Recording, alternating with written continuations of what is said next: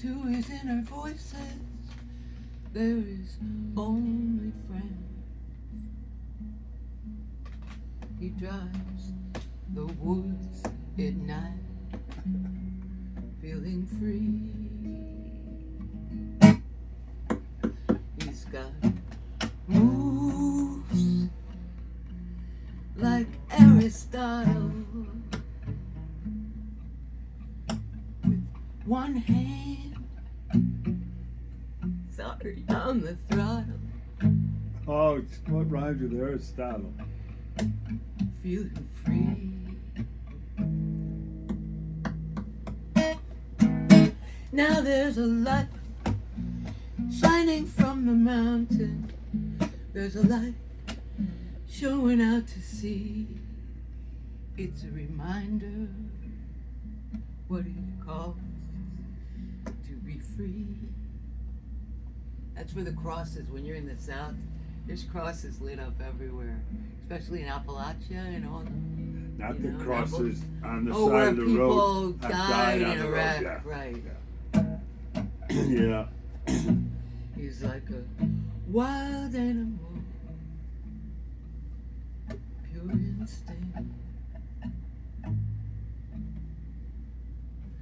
So I always like to lighten up a tone because that's one of my real sad ones, and I love it. But so I'm gonna play you a funny one I just dug up in my.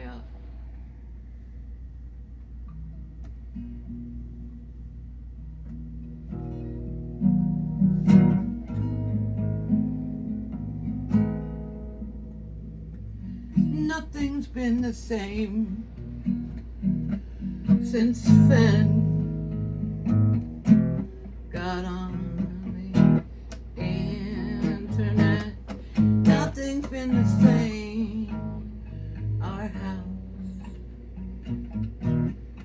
since Fenn got on the internet. See, it's just a start of a song for me. Yeah. But I think it's because it's so fascinating. I picked this line up, in like 94 or 95. And it was coming, because Scandinavia, they really broke. With the Boston area, was all these kind of nerds that really devised, besides the military, we know at this point. You mean The military in technology Silicon nerds? Valley, Yeah. right, Google. But they were the ones that were making up all the chat rooms and all the different, coding languages and stuff. Once it went out to get it, because we had this incredible time for a while, George. If you were into the internet in 95, it was totally open source. Yeah. You didn't have search and Google, all this stuff kind of going, I'll have days where I'll do a search and all I'm getting is the same thing over and over from Google. Sure. But then the big thing for a lot of us was go to DuckDuckGo. Right. Whoa, Google was right around the corner, they bought it, Yeah. But anyway. Yeah. Oh yeah. So I wanted to let's finish up this little part with, this is a song to our Canadian side, because we all got that. This is a song that people I sing this song for, it's real patriotic, but in a beautiful way. Because it's about a young man during the French and Indian War in Canada, that he had to leave to come to the United States. It's a very old song, it was written in, I think that was like the maybe it was 1710, but it was like 1690. It was just a little, the French and Indian, because stuff was going up in Canada With Plymouth Rock in the big direction. They had Sure. already been established Right, up there, okay? right. So in other words, it's like, from what I've been told over the years, and the source material I get on it before I talk about it to crowd is, it's around 400 years old.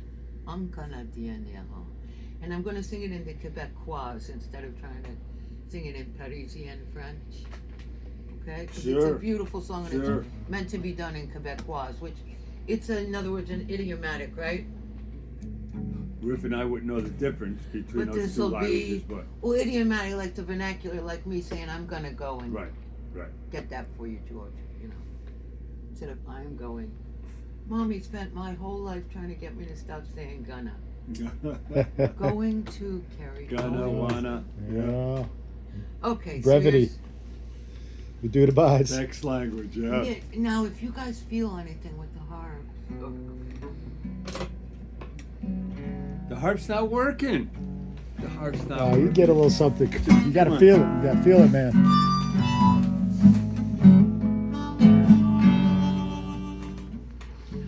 Un Canadien errant, banni de ses foyers, Bacureton pleurant, mes pays étrangers,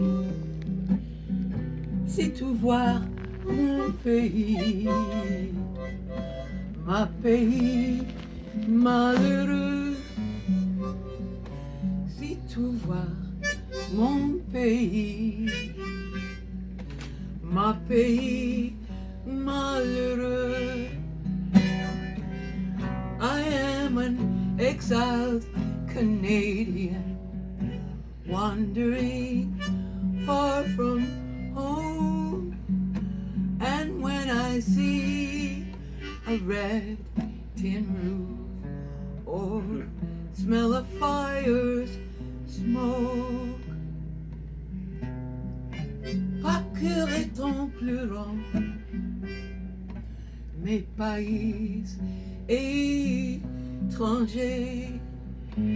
si tout voir mon pays, ma pays malheureux. I had to leave my home, my countrymen are at war. I cannot fight my brothers and family. I'll stay here forevermore. Un Canadien errant, banni de ses foyers, Bacureton pleurant.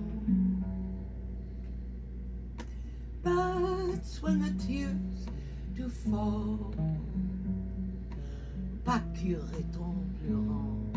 I say, that says, that's when the tears do fall. When I'm far from home. Oh, cool. I loved it because when we go to Canada, you know, you're always, and even if you take 90 now, you know, up to Berlin, you see those red tin roofs start. Yeah, yeah, oh yeah. And you smell that smoke, you know. Yeah. And you think that's an old song? From Oh, it 40 is. I years got it ago? off an Ian Sylvia album. Ian and Sylvia. And I used to Great give the Canadians. attribution till we had the internet. And then I did a search before I was going to do it in a crowd. I used to do some crowd gathers on the streets in Roslindale, and Yeah, you know, I'd put a notice out, and all these people, they love to do that. yeah. And come and learn to yodel, and then I'd sing them. So I did the research on that one, and I found out it was like 7,000 recorded versions. Wow. It's been popular in Canada Wow. and Yeah. shown from father Yeah. to son. It's a real tradition. Where were you doing the yodeling? Roslindale, you know, that beautiful little community Outside of Boston? outside Okay. Boston. Oh, cool. Yeah. Oh, I've done yodel.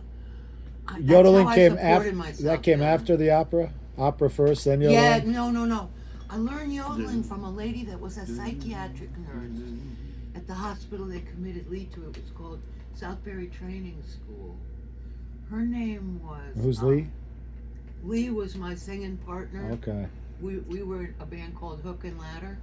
Okay. From Who you went to Bridgeport Woodstock with? area. Right, she's the one I Okay. went to Woodstock with. Gotcha. And we went to Spain Wow. together, and Yeah. the Rosicrucians told her to sit down. Yeah. You're an old soul, Lee, you don't need to know. And so through her, you learned the yodeling. No, Wow. it was, she brought me to Interesting. Smitty, Yeah. this beautiful lady that had come up in the Blue Ridge Mountains. And she told me she spent several weeks working with me.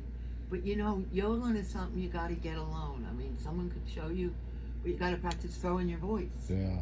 You're doing breaks. No, actually, so yodeling became a real, when Lee and I had Hooker and Ladder, they loved, we'd do a few key, like, that's what you get for loving me. We had some like Gordon Lightfoot songs. Mm-hmm. We had a song, Hey Rushka, Yeah. my Marushka. We'd put a kerchief on. She had all her teeth taken out when she was like 19 from doing heroin, you know. She had falsies. So we'd start and Lee looked gorgeous, you know. We were always decked out with cleavage and makeup.